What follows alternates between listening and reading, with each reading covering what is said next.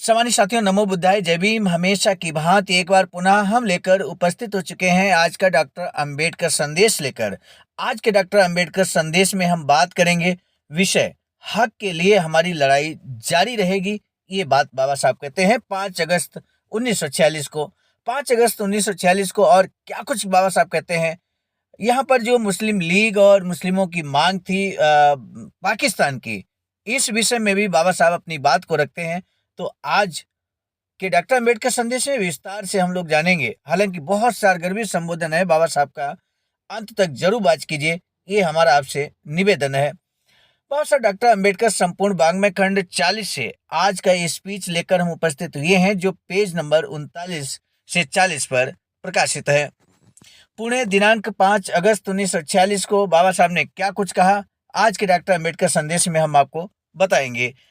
अस्पृश्यों के नेता बाबा साहब डॉक्टर भीमराव अंबेडकर ने नई अस्थाई सरकार के बारे में कहा कि नई अस्थाई सरकार बनाते समय कांग्रेस ने अस्पृश्यों के साथ जिस प्रकार का व्यवहार किया उस पर गौर करें तो पता चलेगा कि नई अस्थाई सरकार को अस्पृश्यों के फेडरेशन की मान्यता नहीं मिलेगी। अस्पृश्य इस सरकार को मानेंगे या इस सरकार के प्रति आज्ञाकारी रहेंगे, ऐसी आशा कांग्रेस नहीं रख सकती। आगे उन्होंने कहा कि अस्थाई सरकार से अस्पृश्यों का नामो निशान मिटाने को लेकर कांग्रेस और ब्रिटिश सरकार के बीच मानो कोई अलिखित करार हुआ है। पाकिस्तान की मांग हो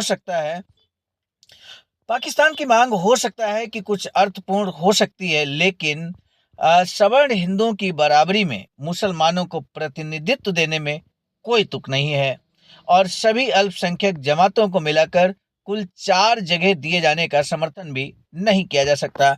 अनुसूचितों की संख्या मुसलमान समाज की संख्या की तुलना में आधी से अधिक है, इसलिए मुसलमानों को जितनी दी गई है उससे आधी संख्या में जगह अनुसूचितों को क्यों नहीं मिल रही हैं।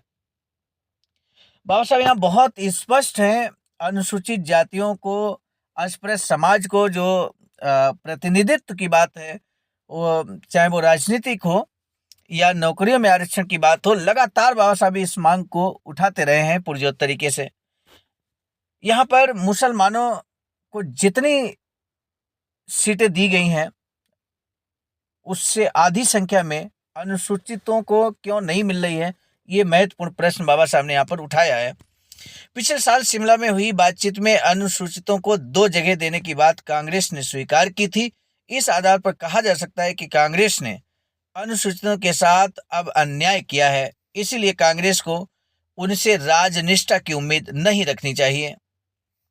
इन सभी अन्यायों से बढ़कर बात यह है कि कांग्रेस ने श्री जगजीवन राम को अनुसूचितों के प्रतिनिधि के तौर पर चुना है।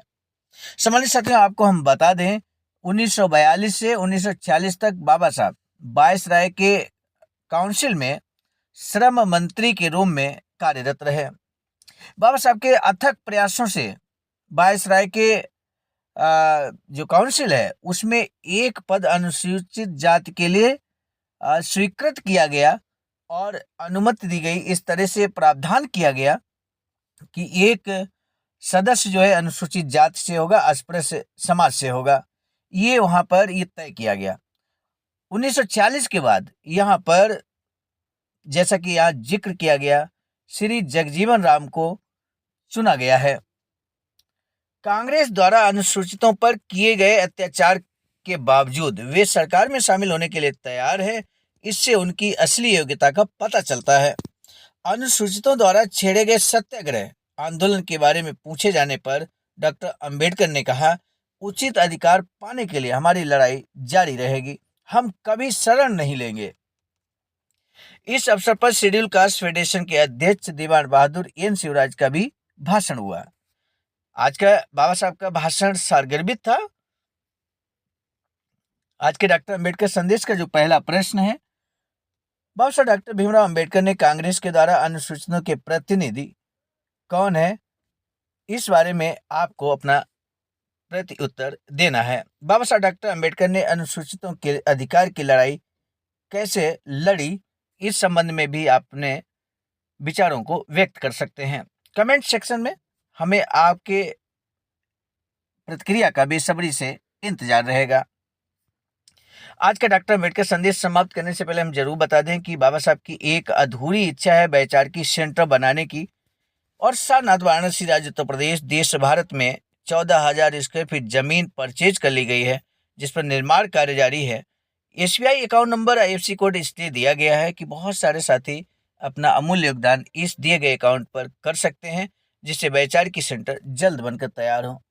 आज का डॉक्टर अंबेडकर संदेश लेकर हम उपस्थित हुए थे मिशन नायक बुद्धमित्र मुसाफिर सर, राष्ट्रीय अध्यक्ष आवाज का नई दिल्ली की प्रेरणा में, और साथ ही साथ संकलन कर्ता में परम आदरणीय विजय कुमार बौद्ध जी, प्रांतीय कोषाध्यक्ष आवाज का बिहार, प्रस्तुत कर्ता में मैं स्वयं सर्वजीत आर्य, राष्ट्रीय मीडिया प्रभारी IT सेल आवाज का नई दिल्ली। आज का डॉक्टर अंबेडकर संदेश जन जन तक पहुंचाने के लिए हम आपसे जरूर उम्मीद करेंगे कि इसे शेयर अवश्य करें। यदि आप हमारे इस YouTube चैनल पर पहली बार आए हैं तो हमारा आपसे निवेदन है कि चैनल को सब्सक्राइब जरूर कर लें बेल आइकन के साथ में। मिलेंगे नए डॉक्टर अम्बेडकर संदेश में, तब तक दीजिए इजाजत। आप सभी को सादर नमो बुद्धाय, जय भीम।